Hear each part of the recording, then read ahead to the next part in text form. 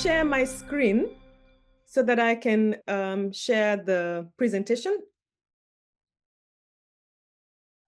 And this is what we have going.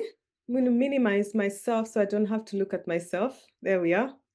So and in keeping with the theme, as above, so below, this is very much an Ubuntu way of looking at life, whereby what happens above the tree is a product of the root system.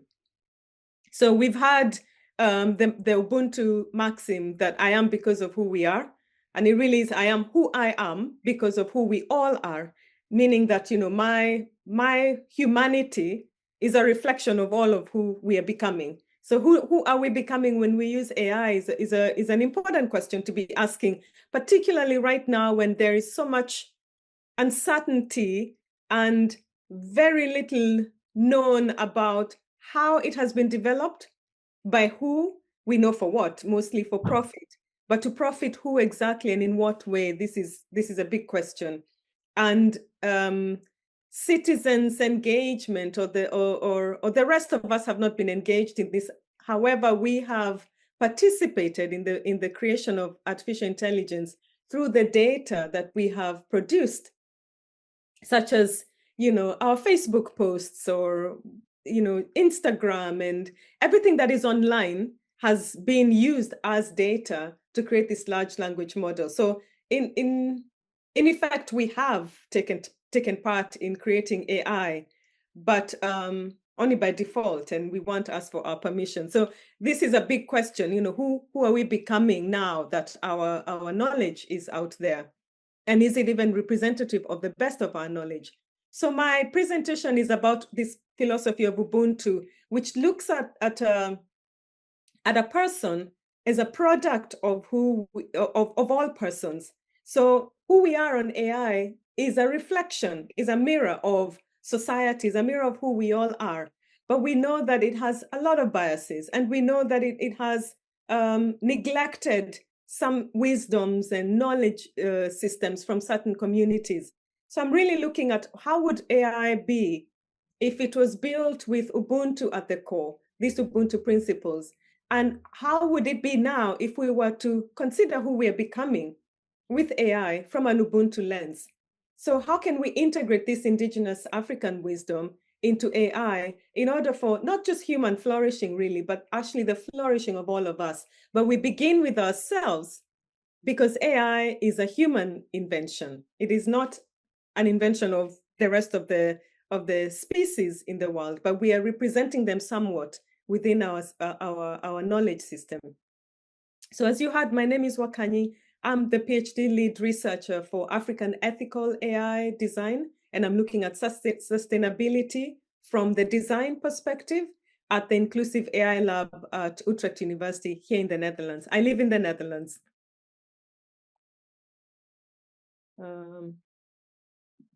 There we are.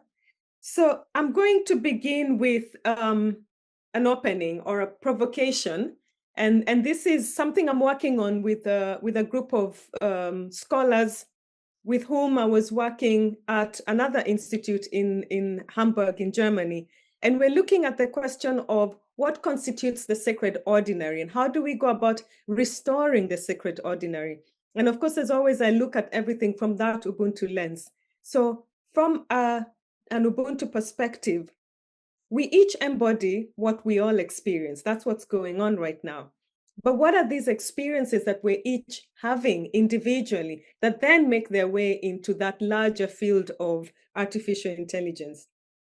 So I want to invite you I wanted to begin, but this was already done earlier. We're very quiet now, with a moment of presence where we actually participate in breathing together and also just paying attention to how you are, how you're really experiencing that sacred ordinary experience, even just the breath.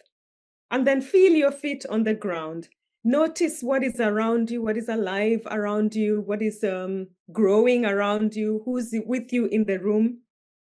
Maybe there might be leaves rustling outside. I don't know how the space is, the quality of the light in the room, and then just the energy of this gathering and who have come to gather with us.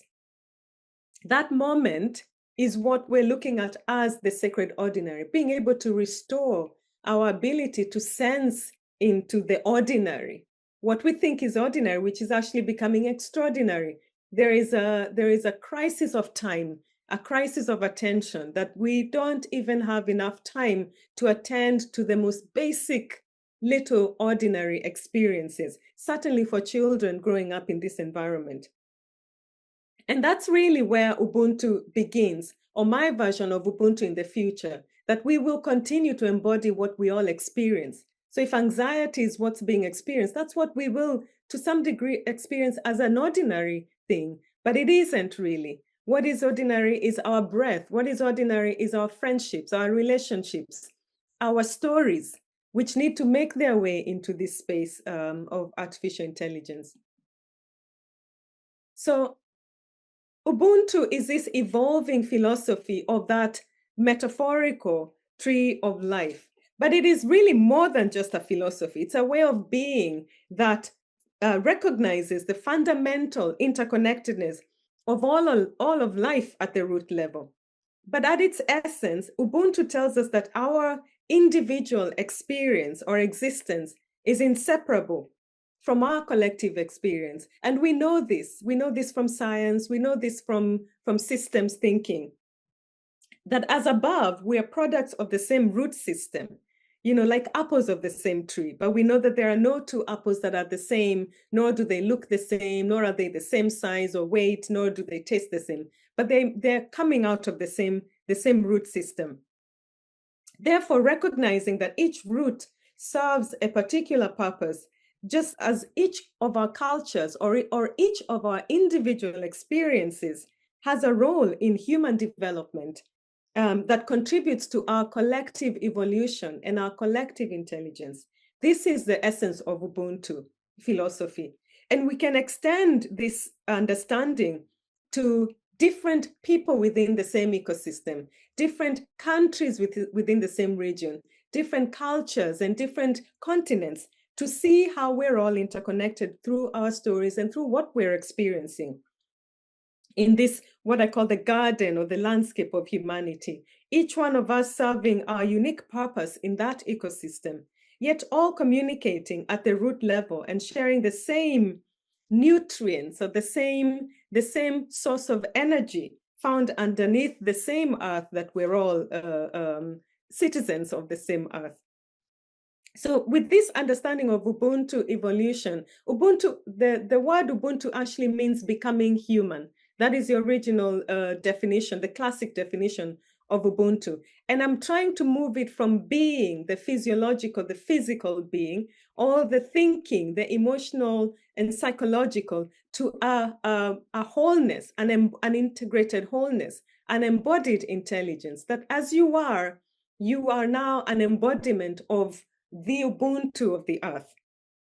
So traditional Western philosophy that's rooted in the Cartesian maxim that declares, I think, therefore I am, places the individual mind, or placed the individual mind at the center of existence. And there was a reason for that. Perhaps we needed to move further away from authoritarian, an authoritarian system at the time. But then what it did is that it created a sense of separation between the self and the world, whereby the individual is an isolated thinker. And now we know that there is no such thing as one mind. We're all products of many thought systems and ideas and stories that are a product of many, many minds. On the other hand, the Ubuntu philosophy, the classic Ubuntu philosophy that was introduced by a theologian and African thinker, the late J.S. Mbiti, he offered a different perspective where he said, I am because of who we are. And since I am, therefore we are. This was some sort of, he was trying to rebut the Cartesian thinking and bringing in the element of being a product of others. And this insight placed relationship and community at the heart of human existence. However, I want to move a little bit farther away from just the thinking, as I said, and the being, to a more embodied intelligence. And this is where I've been developing for quite a while now, in the last 2 years, a framework of Ubuntu 2.0 that bridges this individual consciousness, this thinking being, and collective intelligence in our modern context. So where the personal sacred experience is restored, and it is also shaped by the collective field of intelligence that we all are now a part of, that we've always been a part of, but AI is making that even more apparent. So with Ubuntu 2.0, I bring in this element of embodiment, that we each embody what we all are, and that in our interconnected world where artificial intelligence shapes our daily reality, we need a new understanding of how consciousness operates. Ubuntu 2.0 recognizes that our individual thinking and feeling happens within that field of collective intelligence. Every thought, every feeling, every choice that we make as free will agents contributes to and emerges from our shared evolving consciousness that is human and beyond. And this isn't about losing individual agency, but it's about understanding that my personal sacred ordinary experience unfolds within myself and contributes to the collective field of human awareness. Just like those trees whose roots might represent our cultures, our thought forms, ideas, and aspirations, we also depend on each other as parts of the whole tree. And we're also responsible for maintaining the health of that tree. Therefore, we embody what we all produce collectively, whether we are conscious of it or not. And the branches produce the fruits of the tree, which is a representation of our highest potential. So when AI is mirroring back to us who we say we are, when we prompt it with something and we receive information back that doesn't quite feel right, that is a reflection of what has been produced in our collective field of intelligence. And this is where the understanding of our interconnectedness, the potential lies there. It is where all our disputes, our polarities, our uncertainties occur. It's also where our potential to heal these past harms lies. Whatever happened, and I'm using the word happened as in historically, in the root level, can be processed in that trunk, right? That processing space, that AI space, before becoming the product, before we produce artificially engineered tools that may be solving for some problem, but perhaps creating another problem. And I'll talk about what some of those tools are. And from an Ubuntu perspective, the fruit is the material expression of our Ubuntu. Rather than focusing attention to the rotting fruits of the tree, so whatever it is that we produce, it is important to first become aware of the process that led to the rotting of the fruits of the trees. When thinking about AI systems, as I'll be talking about in the next slides, the way in which we're using AI either to aid us in creating tools that will help solve some of our biggest challenges, such as diseases or the climate crisis. Or, on the other hand, AI can be used, and it is being used, to develop smarter weapons to destroy each other. This says a lot about how we're processing each other's experiences at the root level, the history that's led us to this point. How are we all engaging with that knowledge? And especially when we're operating in these siloed spaces, our little social networks, my little network on LinkedIn and someone else's network on Facebook, or even outside of that, in our own communities that have nothing to do with the virtual reality. Still, how are we connecting with each other's personal experiences, personal stories, that which happens within you, the way in which we see life? This represents the fruit of the tree. So I want us to, and maybe someone can take a picture of this. We don't have to spend any amount of time on this. We can do this later, or you can take this reflective exercise later. There'll be a few throughout this presentation.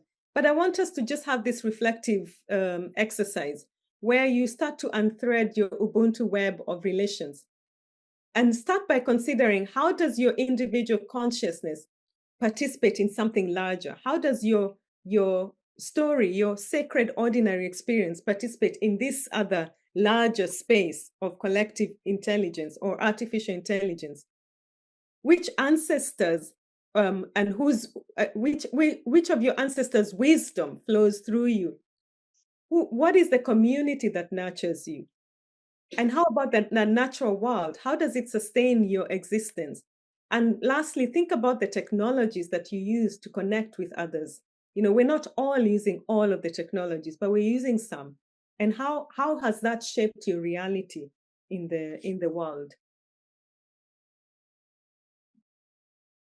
And I'm going to share a little story of how this emerged for me. I was raised in Kenya, in Nairobi, just at the edge of Nairobi city, in the 80s and 90s, when the city was becoming a modern, cosmopolitan city. And then at the edge, you then began the forest, the ancient indigenous Ngong forest, which is one of the oldest forests in Kenya, probably in Africa, it's rich with indigenous trees and birds. More than 300 bird species can be found in this forest.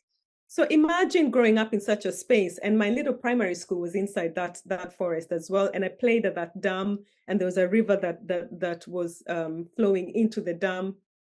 And now it's a sanctuary. It's a space that's open to the public, but also the primary school is still there, and the community is still there.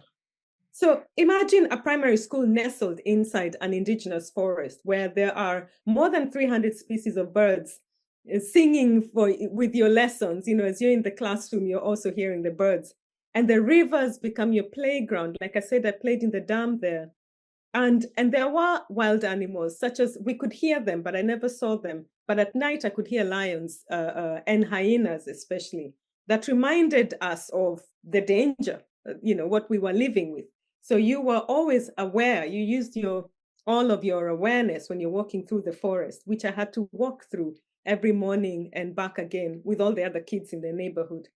This was not only my classroom, but it was also my home. It is where I grew up. This was my childhood. I didn't know another way of living. And then during the holidays, I would journey to my grandparents' home on the slopes of Mount Kenya, where my grandmothers taught me through stories, African folktales, that trees and rivers and mountains are not just resources, they are my relatives. I literally grew up thinking of the tree as an extension of my lungs. I still think that way. If I see a tree, I'm grateful, and I think I can breathe better because of that tree. And this experience taught me that Ubuntu extends beyond human to human relations, and it involves and includes our relationship with everything that's alive in our ecosystem. As a mother, I especially raising my children in different parts of the world. We've lived in 8 countries so far. I'm living here in the Netherlands, where it doesn't look like that at all. But I'm still in a space that is luckily green, and I'm really grateful for that. But I often reflect upon this experience that I had and how different it is for children growing up in cities, where even to see a tree, it feels like something that is outside of your field of experience, of your sacred ordinary, that you have to visit that. Whereas for me, this was all part of my ecosystem, my being, my becoming human.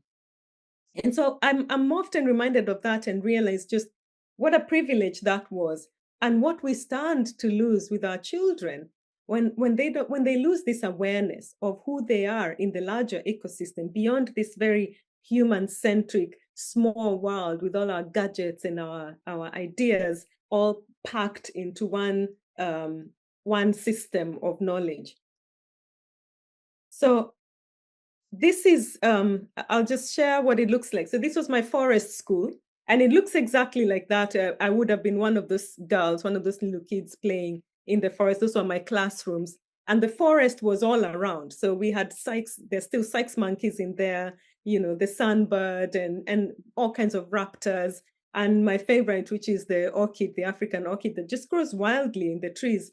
And we saw this every day, and I didn't think anything of it. And now, of course, I look back and I think what a privilege that was. And what I realized is that The technology of Ubuntu, going back to that reflective exercise that I asked you about, what technologies do you use? One technology that we all use, whether consciously or not, that is now creating this massive AI technology is storytelling. And storytelling is a technology of Ubuntu. It has the power of regenerating our narratives that connect, shifting stories from extractive to regenerative cultures. How do we do that? We move away from extraction, where we extract people's ideas and traditions without reciprocity. This culture of spectacle, attention grabbing without making any kind of meaning, whether it's even in the news, even with the best of intentions, we're still having our attention grabbed by someone else's agenda or idea that doesn't really give us an opportunity to start creating meaning out of that. And this culture of erasure, of erasing marginalized stories of marginalized populations and all of our ancestral wisdom, where that's frowned upon and looked at as alternative, not scientific enough, when we know that that's actually where we come from, and it's somewhat where we're heading, even with our scientific discoveries. And I'm a big believer and love scientific research, but always with the intention of tying it back to who we are, and that's Ubuntu in a nutshell. And of course, we all have heard this buzzword burnout. This is what we stand to produce more of within these systems, burning out the very creative change makers that the system claims to uplift. And as Ursula K. Le Guin once said, we live in capitalism. Its power seems inescapable, but then so did the divine right of kings. There was a time that kings had this divine power. Perhaps when Descartes said, I think, therefore I am, we can also think for ourselves. From my grandmothers, I learned that storytelling is a technology. And it is also, we know, we've heard from other scientific research, that stories is how we've shaped our narratives have shaped the realities of the lives of our lived experiences. So stories don't just entertain, they repair, they heal, they connect us to that web of life. However, not all stories carry life forward. Some stories extract, and we know those kinds of stories. Some divide, and now we're living in a very polarized, divided world. Some keep us scrolling and consuming rather than connecting and creating. So how we move from extractive to regenerative cultures really depends on how we work with this, what I'm calling a culture factory. How are we producing new cultures of stories that heal rather than stories that divide? A system, this culture factory is now situated within a system that prioritizes speed, visibility, and profit over depth, care, and context. And therefore giving us this experience of extraction, a spectacle, erasure, and burnout. But then again, going back to this idea of kings had these divine rights, that means if we were able to turn that around, culture can be composted, it can be reclaimed, it can be reinvented, and more importantly, it evolves to meet the present time, just as Ubuntu has and will continue to evolve from me to we to us and beyond all of that. So here I want to introduce this idea of culture as ecology, and what would that regenerative path towards ecology, an ecological regenerative storytelling look like within AI from a space of Ubuntu. Regenerative culture is not produced. If I use indigenous terms, it is cultivated. It moves us from this hustle and scarcity to more harmony, which is a principle in nature, and reciprocity, which is how nature is designed. And we're part of nature, as we know.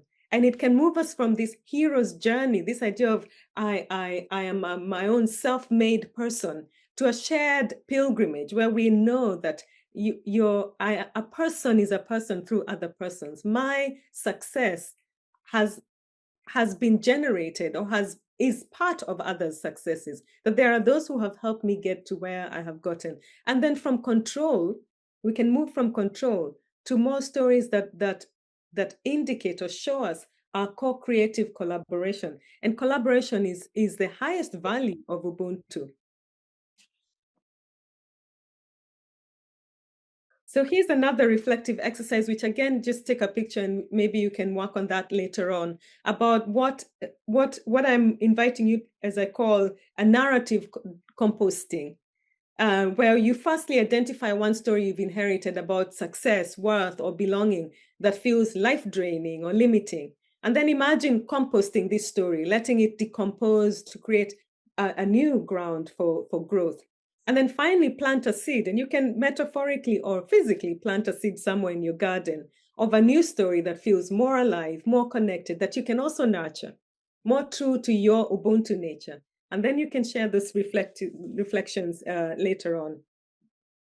Now let's move to AI, which is a big topic of the day. I've been talking about AI a lot, and I've been calling it the new fire, or the new second fire, the second fire that we're discovering. We discovered the original fire in the bush, and now we've got another fire outside of the bush, somewhere else.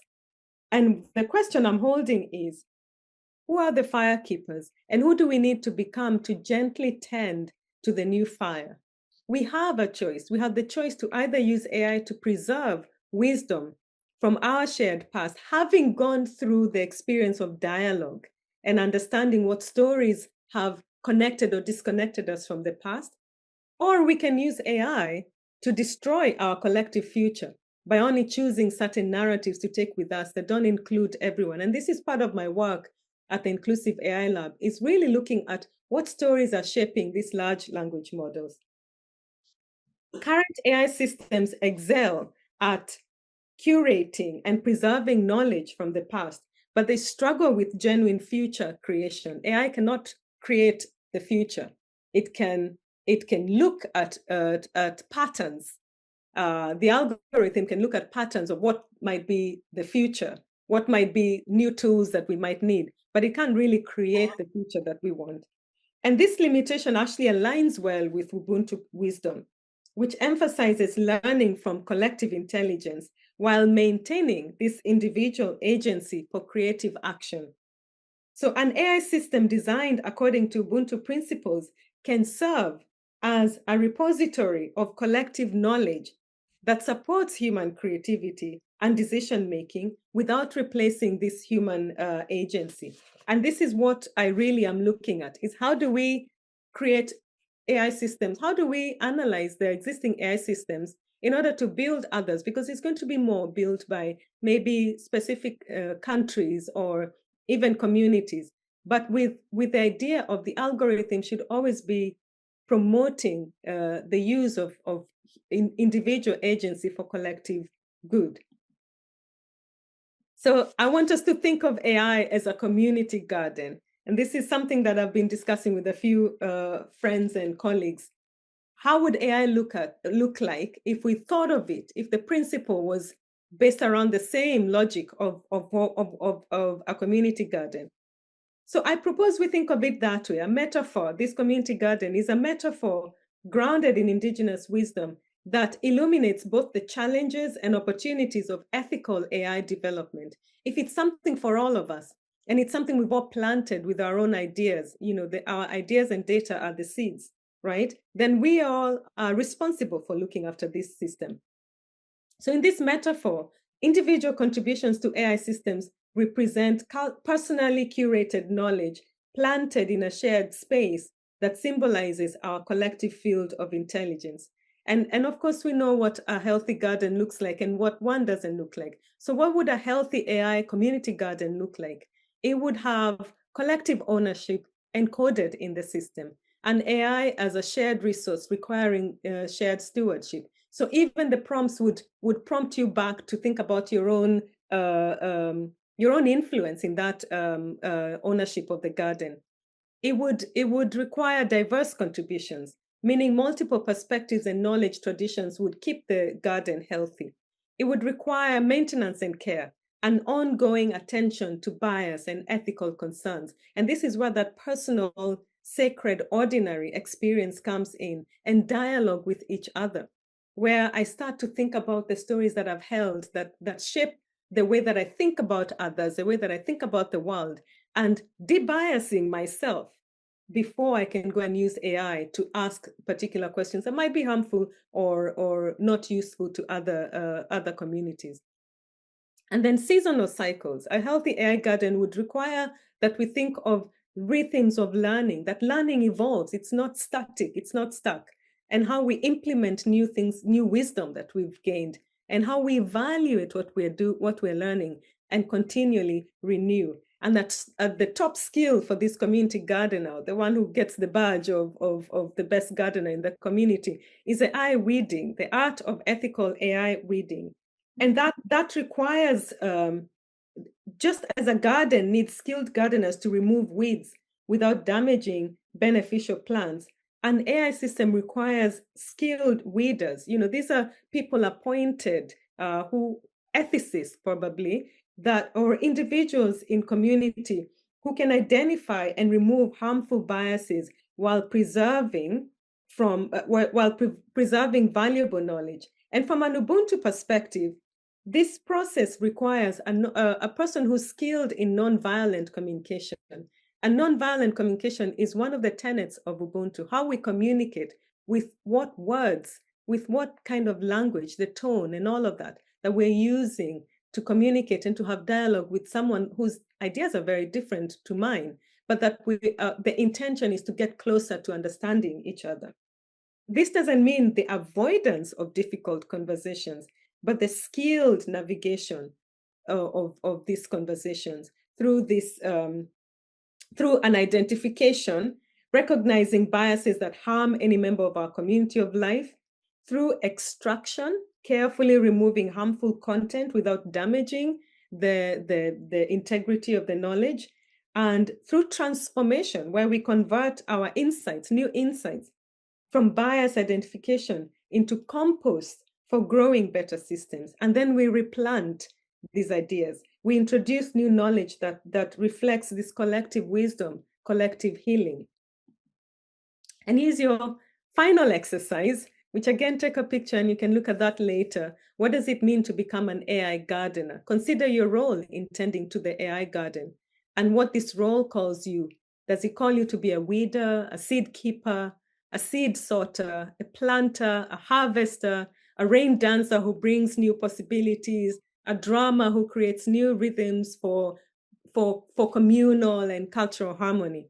And then in smaller groups, you can discuss what weeds or biases, I'm using weeds to mean bias, have you noticed in AI systems when you're using, or any kind of space out there that's online?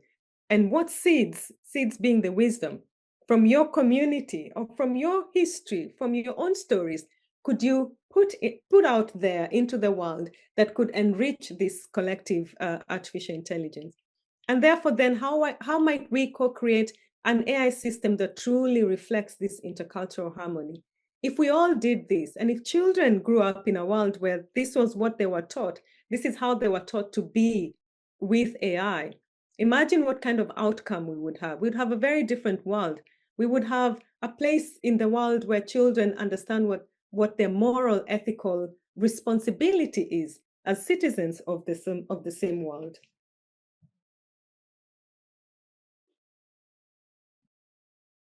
So then I want to get into more practice, less the philosophical and the dreaming and the thinking, and more, how does this look in practice? What does this mean to build an AI system with Ubuntu principles? These are the 5 design principles that we're working with at our lab. And the first principle of Ubuntu 2.0, I'm calling it, is interconnectedness recognition, an AI system that recognizes the pattern of interconnectedness, that it acknowledges that all users exist within webs of other relationships that are not visible, right? And that individual action has collective consequences. And the second principle is a purpose-driven interaction.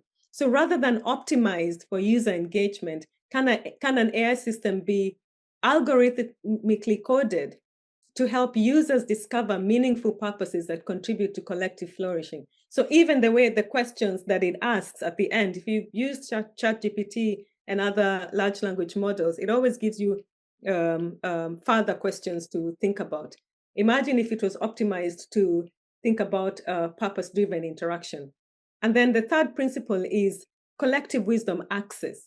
An AI system should provide access to diverse perspectives. So if it's not built on diverse perspectives, it should also be honest about that, and therefore inspire you to find other ideas, maybe even direct you to another LLM that might have better perspectives for the particular question that you're asking, rather than forcing you into this echo chamber and continually confirming your biases. And the fourth principle is dignity preservation. An AI that maintains respect for human agency and avoids manipulative patterns, again, avoids telling you exactly what you want to hear, which is really manipulative and reduces your ability to learn about others. And then an AI system that is designed around dialogical design, more dialogue and less monologue. Really, when we're in that space of AI, we're not actually having a dialogue with anyone. We're having a monologue with ourselves. So imagine an AI system that promotes genuine dialogue, that provokes you to think about something differently, to go out and ask a particular question, maybe in your community, and therefore fostering this space for questioning and mutual learning. And now I'm nearly done. We're going to move into parenting with AI, which is a big question that I was asked before coming here. So how do we raise wise children in an artificially intelligent field of knowledge? How do we teach them to tend to their personal, daily, sacred, ordinary experiences? How do we teach them to learn to ask what is truthful? What inspires them to be members of a society? And what are they doing to co-create conditions for their natural community that exists beyond the human experience to flourish? And here's where I bring in this wisdom of Ubuntu, captured in this metaphor of the three-legged stool. Now, the three-legged stool is an ergonomically perfect design that cannot be broken. It has been designed in a particular way and has always been sound and perfect in its design. And when I think about this three-legged stool, which my grandmother also had, and we grew up sitting on that, we can think of the three legs as representative of three particular wisdoms or intelligences that children in particular need to have in order to make sense of the world. The first one is how they manage their physical body. We know that when a baby is born, the first thing they do is to try and figure out, their arms are flailing, their legs are moving, not everything is coordinated. And over time, they learn how to coordinate their physical body so it can work well for them. And after that, then there is the mastering of emotions. Since we now know the science of emotional intelligence, how do we teach children to master their emotions without encouraging them to pursue happiness all the time and not at all be concerned about their source of sadness or stress, thinking about the whole space of emotions, and then eventually unlocking their intellect, sending them into school when they're emotionally sound and they are able to manage their physical body, allows them to unlock multiple intelligences. That the word multiple is missing there. So this is sort of the equation of Ubuntu. And Ubuntu can be seen as the collective spiritual experience, really. And I use the word spiritual not as an esoteric term, but as that journey, that pilgrimage through life from birth till death and beyond. That is in itself your own sacred, personal experience that happens in this field of collective experiences, whereby your physical experience is really your own. What your body can do is different to what mine can do.